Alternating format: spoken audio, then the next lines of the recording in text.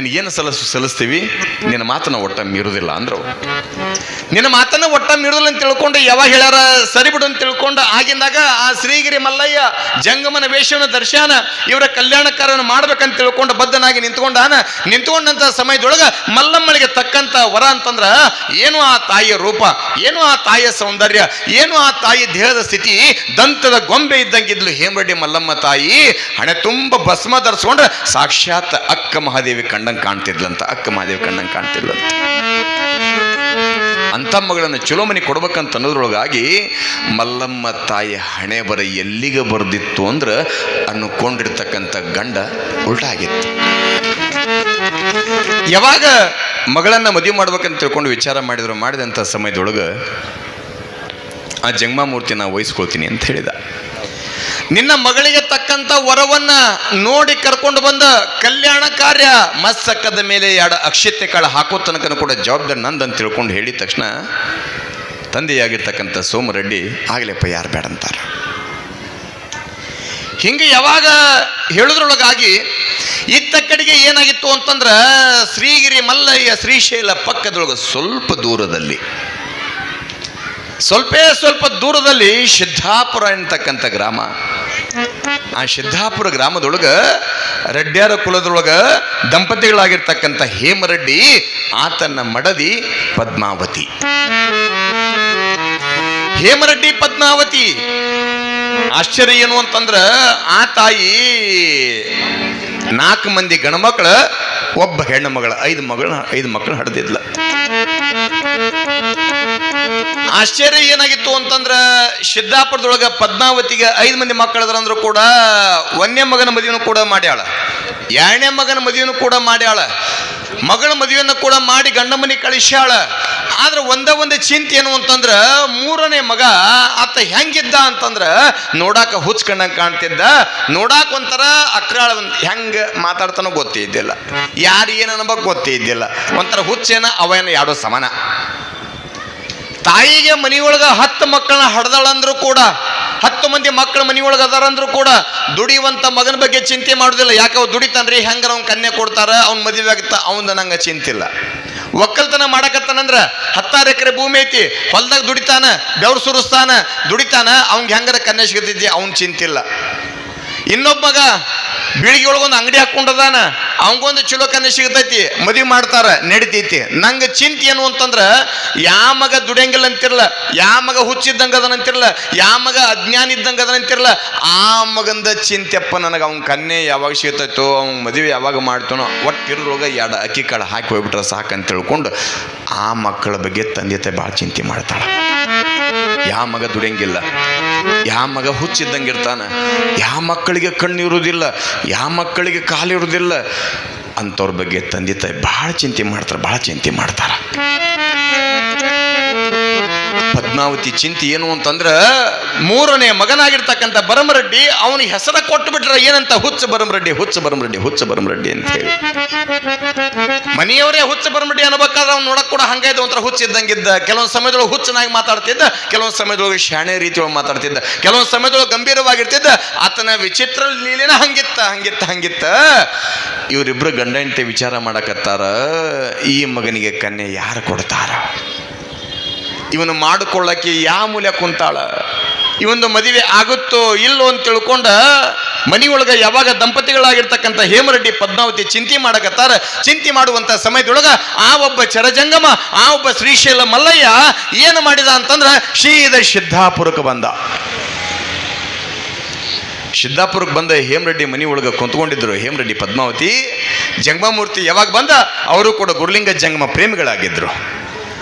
ಗುರುಲಿಂಗ ಜಂಗಮರ ಪ್ರೇಮಿಗಳಾಗಿ ಯಾವಾಗ ಜಂಗಮಮೂರ್ತಿ ಬಂದಾನ, ಕುಂದ್ರಶ್ಯಾರ, ಪ್ರಸಾದ ಮಾಡಿಸ್ಯಾರ, ಸಹಜಿಕವಾಗಿ 2 ಮಾತು ಯೋಗಕ್ಷೇಮ ಮಾತಾಡೋದ್ರೊಳಗಾಗಿ ಮಾತಾಡುವಂಥ ಸಂದರ್ಭದೊಳಗ ಹೇಮರೆಡ್ಡಿ ಅನ್ನಂತ ಯಪ್ಪ ಮತ್ತು ತಾವು ಹೆಂಗೂ ಹಳ್ಳಿ ಅಡ್ಡಾಡ್ತೀರಿ. ಯಾಕಂದ್ರೆ ಜಂಗಮ ಅಂತಂದ್ರ ಹಾನಗಲ್ಲ ಕುಮಾರ ಮಹಾಸ್ವಾಮಿಗಳವರು ಜಂಗಮರೊಳಗೆ 2 ಭಾಗ ಮಾಡ್ತಾರ.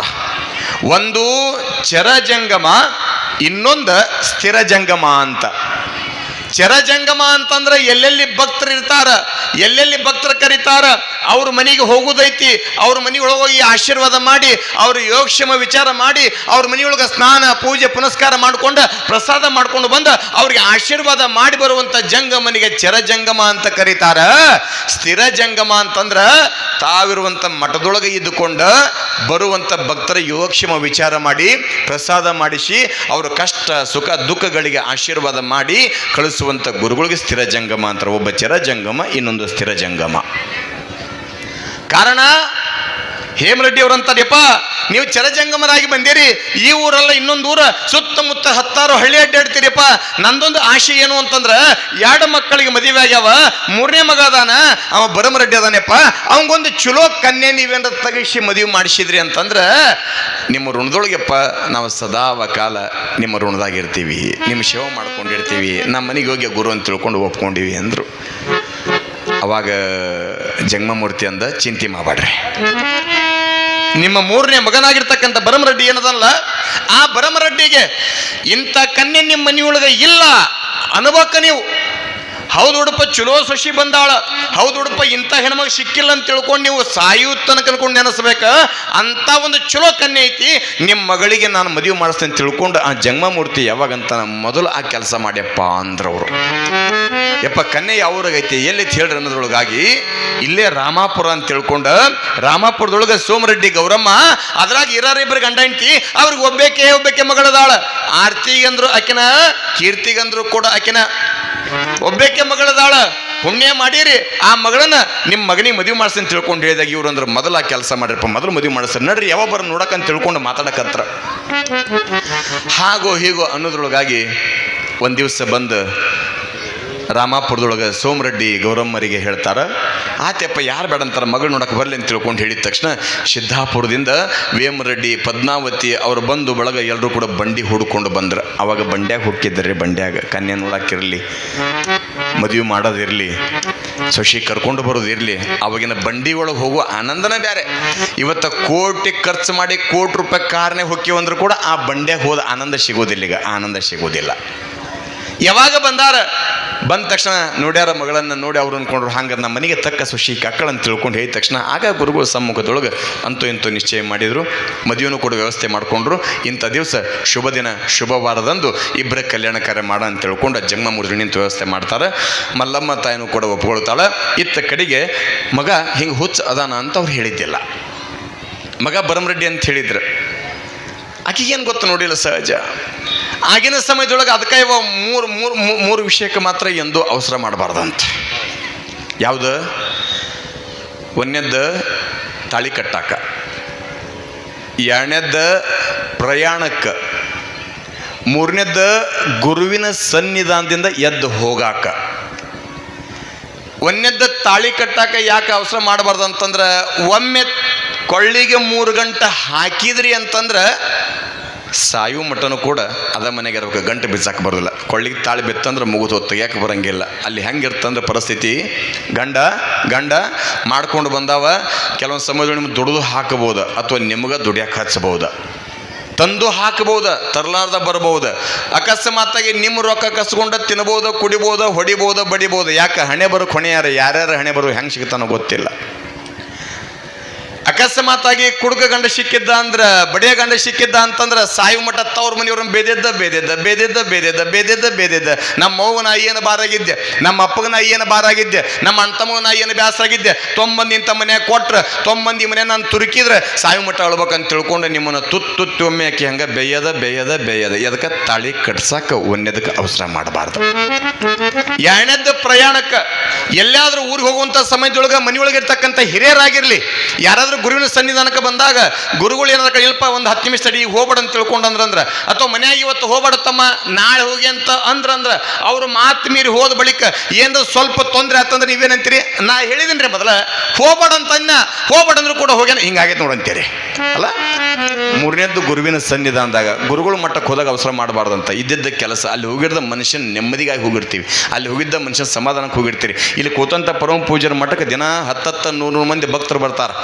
ಅವ್ರು ಏನೋ ಕೇಳೋದಿಲ್ಲ, ಯಪ್ಪ ಎಲ್ಲ ಚಲೋ ಐತೆ, ಮಕ್ಕಳದ್ರ ಮೊಮ್ಮಕ್ಕಳದ ಎಲ್ಲ ಸಂಪತ್ತು ಐತೆ, ಆದ್ರೆ ಮನುಷ್ಯಗೆ ಸಮಾಧಾನ ಇಲ್ಲಪ್ಪ ಅಂತಿರ್ತಾರೆ, ಮನುಷ್ಯಗೆ ನೆಮ್ಮದಿ ಇಲ್ಲಪ್ಪ ಅಂತಿರ್ತಾರೆ. ಅದನ್ನ ಕೇಳಕ್ಕೆ ಬಂದಿರ್ತಾರೆ, ಆದರೂ ಅರ್ಜೆಂಟಾಗಿ ಎದ್ದು ಹೋಗಿರ್ತಾರೆ. ಹಂಗೆ ಹೋಗಬಾರ್ದು. ಗುರುಗಳು ಬ್ಯಾಡ ಅಂದಾರಂದ್ರೆ ಕುಂತು ಹೊಡ್ಕೊಂತ ಒಂದು ಅರ್ಧ ಗಂಟೆ. ಯಾಕೆ ಇವು ಮೂರಕ್ಕೆ ಅವಸರ ಮಾಡಬಾರ್ದು ಅಂಥೇಳಿ. ಆದ್ರೆ ಆಶ್ಚರ್ಯ ಏನು ಅಂತಂದ್ರೆ ಮಲ್ಲಮ್ಮ ತಾಯಿ ಯೋಗ ಗುರುವಿನ ಆಶೀರ್ವಾದ ಕಲ್ಯಾಣ ಕಾರ್ಯ ಕೂಡಿ ಬಂದದ, ಮದುವೆ ನಿಶ್ಚಯವನ್ನು ಮಾಡ್ಯಾರ. ಹಿಂದಿನ ಮಂದಿ ಎಷ್ಟು ಜಾಣರು ಅಂತಂದ್ರೆ ಇದು ಎಡ ಮಾತನ್ನ ಹೇಳಿಬಿಡ್ತೀನಿ ತಾಯಿ. ಏನು ಅಂತಂದ್ರೆ ಕನ್ಯೆ ನೋಡಕ್ಕೆ ಹೊಕ್ಕಿದ್ರ ಅವಾಗಿನ ಮಂದಿ. ಹೌದ್ರಿ, ಕನ್ಯೆ ನೋಡಕ್ಕೆ ಹೊಕ್ಕಿದ್ರಲ್ಲ. ಎಷ್ಟು ಮಂದಿ ಹೊಕ್ಕಿದ್ರಿ ಕನ್ಯೆ ನೋಡಕ? ಎಷ್ಟು ಮಂದಿ ಹೊಕ್ಕಿದ್ರಿ? ಹೋಗಿರ್ನಿಲ್ಲ ಕನ್ಯೆ ನೋಡಕ್ಕೆ? ಹ್ಞೂ ರನ್ರಿ. ಎಷ್ಟು ಮಂದಿ ಹೊಕ್ಕಿದ್ರಿ? ಒಂದು 8 ಮಂದಿ ಹೆಣ್ಮಕ್ಳು, ಒಂದು 8 ಮಂದಿ ಗಂಡು ಮಕ್ಳು ಕನ್ಯೆ ನೋಡಕ್ಕೆ ಹೋಗಿದ್ರು ಅವಾಗ. ಈಗಿಲ್ರಿ, ಮತ್ತೆ ಈಗ ಹೋಗ್ತಾರ ಅಂತ ತಿಳ್ಕೊಂಡ್ರಿ ನೀವು. ಸುಮ್ಮನೆ ಹಂಗೆ ಮನ್ಯಾಗ ಅನ್ರಿ ನೀವು, ಹಿಂಗೆ ಮತ್ತು ನೀನು ಮದುವೆ ಮಾಡ್ತೀವಿ ಅಂದ್ರೆ ನನ್ನ ಕನ್ಯೆ ನಾನು ನೋಡ್ಕೊಂಡ್ಬಿಟ್ಟಿನಿ ಅಂತ ನಾವು ಅಲ್ಲ. ಇದು ಇವತ್ತಿನ ದಿನಮಾನ. ಆವಾಗಿನ ಸಮಯದೊಳಗೆ 4 ಮಂದಿ ಹೆಣ್ಮಕ್ಳು 4 ಮಂದಿ ಗಣಮಕ್ಳು ಎದಕ್ಕೆ ಹೋಗಿದ್ರು ತಾಯಿ ನೆನಪಿರಲಿ. ಯಾವ ಊರಿಗೆ ಕನ್ಯೆ ನೋಡಕ್ಕೆ ಹೋಗ್ಯಾರ, ಆ ಊರು ಬಸ್ ಸ್ಟ್ಯಾಂಡ್ ಇಳಿದ ತಕ್ಷಣ ಏನು ಗಣಮಕ್ಳು ಹೋಗ್ತಾರಲ್ಲ, ಗಣಮಕ್ಕಳ ಬಸ್ ಸ್ಟ್ಯಾಂಡ್ನಿಂದ ಯಾರ ಮನೆಗೆ ಕನ್ಯೆ ನೋಡಕ್ಕೆ ಹೊಂಟಾರ ಅವ್ರ ಮನೆಗೆ ಹೋಗೋದ್ರೊಳಗೆ ಅವ್ರ ಮನೆ ಇತಿಹಾಸ ತಿಳ್ಕೊಂಡು ಬಿಡ್ತಿದ್ರ. ಮತ್ತೆ ಹಿಂಗ್ರಪ್ಪ ಇಂಥ ಮನೆ ಕನ್ಯೆ ಐತಂತ, ಕನ್ಯೆ ಹೆಂಗೈತಿ, ಮನೆತನ ಹೆಂಗೈತಿ, ಮನ್ಯಾಗಿದ್ದವ್ರು ಹೆಂಗದಾರ, ಊರೊಳಗೆ ಬೇಕಾಗ್ಯಾರ ಇಲ್ಲ, ಮನ್ಯಾಗಿರ್ತಕ್ಕಂಥ ಯಜಮಾನ ಮನುಷ್ಯ ಹೆಂಗದಾನ, ಹುಡುಗಿ ಏನು ಮಾಡ್ತಾನ, ಯಾವ ಮನೆಗೆ ಕನ್ಯೆ ನೋಡಕ್ಕೆ ಹೊಂಟಾರ ಬಸ್ ಸ್ಟ್ಯಾಂಡಿಂದ ಆ ಮನೆಗೆ ಹೋಗೋದ್ರೊಳಗೆ ಅವ್ರ ಮನೆ ಚಿತ್ರನ ತಿಳ್ಕೊಂಡ್ಬಿಡ್ತಿದ್ರು ಅವರು. 4 ಮಂದಿ ಗಂಡ್ಮಕ್ಳು ಸುಮ್ಮನೆ ಅವ್ರ ಮನ್ಯಾಗ ಅವಲಕ್ಕಿ ಚುಮ್ಮರಿ ತಿನ್ನಕ್ಕೆ ಹೋಗಿದ್ದಿಲ್ಲ. ನಿಮ್ಮ ಮನ್ಯಾಗ ಜಗಸಿದತ್ತೆ ಅವಲಕ್ಕಿ ಬಾಳೆಹಣ್ಣ, ಆದ್ರೆ ದುಡುಕಬಾರ್ದು ಅಂತ ತಿಳ್ಕೊಂಡು ವಿಚಾರ ಮಾಡ್ಬೇಕಂತ ತಿಳ್ಕೊಂಡು ಸೋಷಿ ನೋಡಿ ಹೆಣ್ಣು ಕೊಡ್ಬೇಕಂತ. ಏನು ಸೋಸದ? ಚಾ ಸೋಸದ ಕಿತ್ಲಗಟ್ಲೆ ಅದ ಅಲ್ಲ, ಆ ಮನೆತನ ಹೆಂಗೈತೆ ಅಂತ ಅಳಿಬೇಕಂತ. ಬಸ್ ಸ್ಟ್ಯಾಂಡ್ನಿಂದ ಅವ್ರ ಮನೆಗೆ ಹೋಗೋದ್ರೊಳಗೆ ಊರಾಗಿನ ಮಂದಿ ಹತ್ರ ಚಲೋ ಮನೆತನ ಐತ್ರಿ, ಆಚಾರವಂತದ್ರ, ಹಂಗೆ ಹಿಂಗೆ ಏನೆಲ್ಲ ಹೇಳ್ತಾರೆ. ಹೇಳಿದ ತಕ್ಷಣ ನೀವೇನು ಮಾಡ್ತೀರಿ? ನಿಮ್ಮ ಮನೆಗೆ ಮಗಳನ್ನು ನೋಡಕ್ಕೆ ಬಂದಾರ ಅಂದ ತಕ್ಷಣ ನೀವೇನು ಕೊಡ್ತೀರಿ? ಅವ್ರಿಗೆ ಬಂದ ಕೂಡಲೇ ಬಂದ ತಕ್ಷಣ ಅವ್ರಿಗೆ ಏನು ಕೊಡ್ತೀರಿ ನೀವು? ಭವಿಷ್ಯ ನೀವು ಯಾರು ಏನು ಕೊಟ್ಟಂಗೆ ಆಗಿಲ್ಲ. ಏನು ಕೊಡ್ತೀರಿ? ಭಾಳ ಜಾಣ್ರಿ ನೀವು. ಬಂದ ತಕ್ಷಣ ನೀರು ಕೊಡ್ತೀರಿ. ಗಣಮಕ್ಕಳು ಎಷ್ಟು ಜಾಣ್ರು ಅಂತಂದ್ರೆ ಊರಾಗಿನ ಜನ ಎಲ್ಲ ಹೇಳ್ಯಾರ, ಆ ಮನೆ ಚಲೋ ಮನೆತನ ಐತ್ರಿ, ಸಂಸ್ಕಾರವಂತ ಮನೆತನ ಐತ್ರಿ, ಆಚಾರವಂತ ವಿಚಾರವಂತ ಮನೆತನ ಐತ್ರಿ, ದುಡಿತಾರ್ರಿ, ಅಜ್ಜನ ಸೇವಾ ಮಾಡ್ತಾರ್ರಿ, ಭಾಳ ಚಲೋ ಮನೆತನ ಐತೆ ಅಂತ ತಿಳ್ಕೊಂಡು ಹೇಳ್ಯಾರ. ಆದ್ರೂ ಕೂಡ ಅವ್ರು ಹೇಳ್ಯಾರ ಅಂತ ತಿಳ್ಕೊಂಡು ಅಷ್ಟ ನಂಬೋದಿಲ್ಲ. ನಿಮ್ಮ ಮನೆ ಬಂದ ತಕ್ಷಣ ಏನ ಕಾಲು ತಕ್ಕೊಳ್ಳಕ ಚೆರಿಗೆ ನೀರು ಕೊಡ್ತಿರಲ್ಲ, ಗಣಮಕ್ಕಳು ಹೊರಗಿನ ಚೆರಿಗೆ ನೋಡಿ ಗೊತ್ತು ಹಿಡಿತಿದ್ರಂತ. ಹೆಂಗ ಚೆರಿಗೆ ತಳ ತಳ ತಳ ತಳ ಹೊಳ್ಯಾಕತ್ತಿತ್ತಂದ್ರೆ ಊರಾಗ ಮಂದಿ ಹೇಳಿದ ಮಾತು ಕರೆ ಐತಿ, ಚೆರಿಗೆ ನೀವು ಒಗತೈತೆ ಅಂದ್ರೆ ಮನೆ ಚಲೋ ಐತೆ ಅಂತ ತಿಳ್ಕೊಂಡು ಗಣಮಕ್ಕಳು ಹೊರಗಿನ ಚೆರಿಗೆ ನೋಡಿ ಗೊತ್ತು ಹಿಡಿತಿದ್ರಂತ. ಮತ್ತು ನೀವು ಹೆಣ್ಮಕ್ಳೇ ನೀವು ಎದಕ್ಕೆ ಹೋಗಿದ್ರಿ? ಗಂಡ್ಮಕ್ಳಂಕ್ರ ಹೊರಗಿನ ಚೆರಿಗೆ ಗೊತ್ತಿಡಿದ್ರೆ ನಿಮ್ಮನ್ನು ಸೀದಾ ಅಡಿಗೆ ಮನೆಗೆ ಕಳಿಸ್ತಾರೆ. ಅವಾಗ ನೋಡ್ರಿ, ಅವಾಗಿನ ಮನೆ ಮೊದಲು ದಂಧಕ್ಕೆ ಪಡಸಾಲಿ, ಆಮೇಲೆ ಅಡಿಗೆ ಮನೆ, ಸೀದಾ ನಿಮ್ಮನ್ನ ಅಡಿಗೆ ಮನೆಗೆ ಕಳಿಸ್ತಾರೆ. ಈಗ ಹಂಗಲ್ರಿ, ಸೀದಾ ಮೊದಲು ಬೆಡ್ರೂಮ್ ಕಳಿಸ್ತಾರೆ, ಅಡಿಗೆ ಮನೆ ಕಳ್ಸಂಗಿಲ್ಲ, ಬೆಡ್ರೂಮ್ ನಡ್ರಿ ಅಂತಾರೆ. ಹೌದಲ್ಲ? ಅವಾಗ ನೋಡ್ರಿ, ಅವಾಗಿನ ಮನೆ ಹೆಂಗಂತಂದ್ರೆ ದೇವ್ರ ಕೊಂಡು ಅದ್ರಾಗ, ಬಚ್ಚಲವೇನು ಅದ್ರಾಗ, ಅಡಿಗೆ ಮನೆಯೂ ಅದ್ರಾಗ, ಎಲ್ಲ ಒಂದ ಕಾನ್ಯಾಗ ಒಂದ ಮನ್ಯಾಗ. ಹೆಣ್ಮಕ್ಳು ನಿಮ್ಮನ್ನು ಕೂಡ ಅಡಿಗೆ ಮನೆ ಯಾಕೆ ಕಳಿಸ್ರಂದ್ರೆ ಅಡಿಗೆ ಮನೆ ಸಮಾಚಾರ, ಅಡಿಗೆ ಮನೆ ವಿಚಾರ ಗಂಡ್ಮಕ್ಳಿಗೆ ಗೊತ್ತಾಗೋದಿಲ್ಲ, ನಿಮ್ಗೆ ಗೊತ್ತೇವ. ಯಾಕೆ? ಆ ಮನೆಗೆ ಅಡಿಗೆ ಮಾಡಕ ದೀಪ ಹಚ್ಚೋರು ನೀವ, ಆ ಮನೆಗೆ ಸುಟ್ಟು ಹೋಂಗ ಬೆಂಕಿ ಹಚ್ಚೋರು ನೀವ. ನಿಮ್ಮ ಕೈಯಾಗೈತಿ ಗೃಹಿಣಿ ಗೃಹ ಮುಶ್ಚಿತಿ ಅಂತ ಕರೆದಾರ. ಮನೆಗೆ ಯಾರ ಭೂಷಣ ಅಂದ್ರೆ ನೀವ ಭೂಷಣ. ಆ ಮನೆ ಕೀರ್ತಿ ಎಬ್ಸೋದು ನಿಮ್ಮ ಕೈಯಾಗೈತಿ, ಮನೆ ಕೀರ್ತಿ ಮುಣಗಿಸೋದು ನಿಮ್ಮ ಕೈಯಾಗೈತಿ. ಅಡಿಗೆ ಮನೆಗೆ ಹೋದ ತಕ್ಷಣ ನಿಮಗೂ ಇವಾಗ ಕಾಲು ತಗೊಳ್ಳಕ್ಕೆ ನೀರು ಕೊಡ್ತಾರ. ಹೌದ್ರಿ? ಸೀದಾ ಬಚ್ಚಲಕ್ಕೆ ಹೋಗ್ಯಾರಿ. ಬಚ್ಚಲ್ದಾಗ ಹೋಗಿ ಕಾಲು ಇಟ್ಟ ತಕ್ಷಣ ಕಾಲೇನಾರ ಜರಿತು ಅಂದ್ರೆ ತಂಗಿ ಅಡಿಗೆ ಮನೆ ಸೋದಿಲ್ಲವ್ವ, ಅಡಿಗೆ ಮನೆ ಒಗತಿಲ್ಲ, ಈ ಮನೆ ಕನ್ಯೆ ನಮಗೆ ಬೇಡ, ಮನೆಗೆ ಹೋಗಿ ತಿಳಿಸ್ತೀವಿ ಅಂತ ಹೇಳಿಬಿಡ್ರಿ ಅಂತ ತಿಳ್ಕೊಂಡ ಹೆಣ್ಮಕ್ಳು ಅಡಿಗೆ ಮನೆಯಾಗಿನ ಬಚ್ಚಲ ನೋಡಿ ಗೊತ್ತಿಡಿತಿದ್ರಂತ. ಬಚ್ಚಲ ಒಗತಿತ್ತು ಅಂದ್ರೆ, ಬಚ್ಚಲ ಸ್ವಚ್ಛ ಇತ್ತು ಅಂದ್ರೆ ಅಡಿಗೆ ಮನೆ ಸ್ವಚ್ಛ ಐತೆ ಅಂತ ತಿಳ್ಕೊಂಡಂತಿದ್ರು. ಯಾಕೆ? ಒಂದು ದಿವಸದ ಸಾವಲ್ಲ, ಒಂದು ತಿಂಗಳದ ಸಾವಲ್ಲ, ಒಂದು ವರ್ಷದ ಸಾವಲ್ಲ, 100 ವರ್ಷದ ಸಂಬಂಧ ಬೆಳೆಸೈತೆ ಅಂತಂದ್ರೆ ವಿಚಾರ ಮಾಡಿ ಆಲೋಚನೆ ಮಾಡಿ ಕೊಡ್ಬೇಕಂತಾರಲ್ಲ. ಹಂಗ ಇಲ್ಲಿನೂ ಕೂಡ ಯಾವಾಗ ರಾಮಪುರದೊಳಗ ಸೋಮರೆಡ್ಡಿ ಗೌರಮ್ಮಳ ಮಗಳಾಗಿರ್ತಕ್ಕಂಥ ಮಲ್ಲಮ್ಮಣ್ಣ ಬಂದು ನೋಡ್ಯಾರ, ಖುಷಿ ಆಗ್ಯದ. ಖುಷಿ ಆದ ಬಳಿಕ ಇತ್ತ ಕಡೆ ಇವರು ಕೂಡ ಸಿದ್ದಾಪುರಕ್ಕೆ ಬಂದಾರ. ಹೇಮರೆಡ್ಡಿ ಪದ್ಮಾವತಿ ಅವರ ಮನೆ ನೋಡ್ಯಾರ. ಅಂತೂ ಇಂತೂ ಗುರುವಿನ ಆಶೀರ್ವಾದದಿಂದ ಮಲ್ಲಮ್ಮ ತಾಯಿ ಮದುವೆ ಫಿಕ್ಸ್ ಆಗ್ಯದ. ಮದುವೆ ಮಾಡ್ಲಿಕ್ಕತ್ತಾರ. ಎಲ್ಲ ಸಿದ್ಧತೆಯನ್ನು ಕೂಡ ವ್ಯವಸ್ಥೆ ಮಾಡಿಕೊಂಡಾರ. ಈ ಕಡೆ ಬಳಗದವರು ಆ ಕಡೆ ಬಳಗದವರು ಇಬ್ರು ಕೂಡ್ಕೊಂಡು ಒಂದು ಚಲೋ ದಿನದೊಂದು ಮದುವೆ ಮಾಡ್ಲಿಕ್ಕತ್ತಾರ. ಮದುವೆ ಮಾಡುವಂತ ಸಮಯದೊಳಗ ಮಲ್ಲಮ್ಮ ತಾಯಿಗೆ ಹಣಿ ಮ್ಯಾಗ ಕುಂಕುಮ, ಮೂಗಲ್ಲಿ ಮೂಗುತಿ, ಕೊಳ್ಳೊಳಗ ತಾಳಿ, ಕೈಯೊಳಗ ಬಳಿ, ಕಾಲೊಳಗ ಕಾಲುಂಗ್ರ, ಮುಡಿಯೊಳಗ ಹೂವ, ಇದನ್ನ ಯಾಕೆ ಕೊಟ್ಟಾರೆ ಅಂತ ತಿಳ್ಕೊಂಡು ಗುರುಗಳು ಆಗಿನ ಸಮಯದೊಳಗೆ ಹೇಳ್ತಾರ.